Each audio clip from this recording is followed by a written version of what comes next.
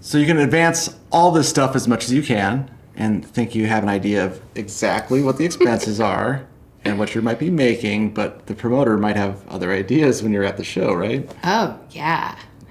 I have definitely walked into a settlement and had a promoter be like, you're making 20 grand less than what you're supposed to be because of this, this, this, and this.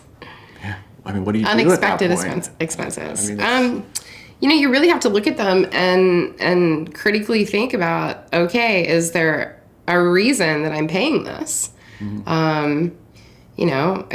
I have had promoters going through the labor bill is very important, and checking with your stage manager, making sure that the amount of labor they're charging you for is actually the amount of labor that you had. Yeah.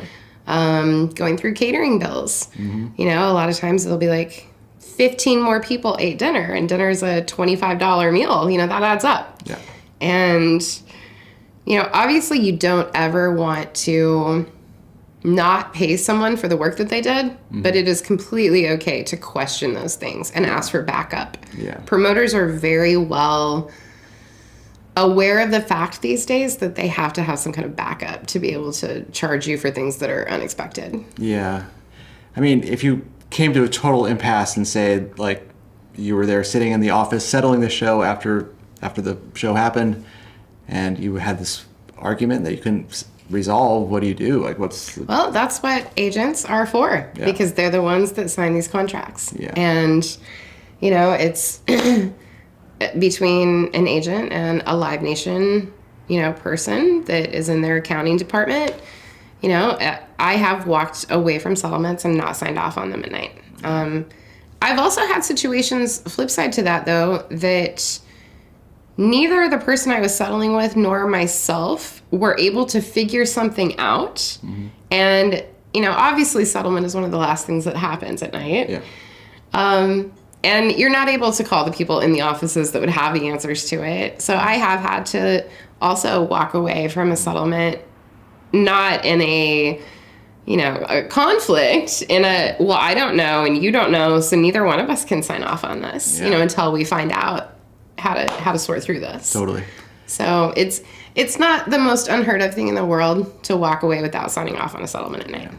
So sometimes you're actually settling the show with the promoter during the actual show, right? Yeah. I mean, more often than not, you are, which is where I prefer, obviously, to have a tour accountant out with me, so that they can be settling the show, because I'm a very present tour manager. Yeah. I like to be on the side of the stage. I like my artists to know that I'm there in case anything happens. Yeah. So I often do a lot of running back and forth, or try to do as much of a settlement during the day as I can get done. You can definitely do pre-settlement and get all, a good chunk of expenses out of the way and reviewed and talked about. Yeah. One thing I have seen, not, on smaller scale, smaller tours, is when it's a promoter for the venue, it's a local thing, and they might be really enjoying the night and really happy that your band is there, and maybe drink too much, and then when things turn sour, when you're having an argument, that's not a good thing to have alcohol influencing those conversations. Yeah, it's the biggest advice I give to anyone.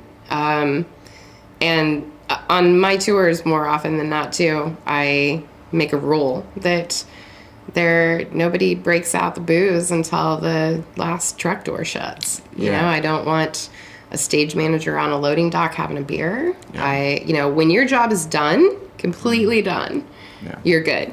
Until your job is completely done.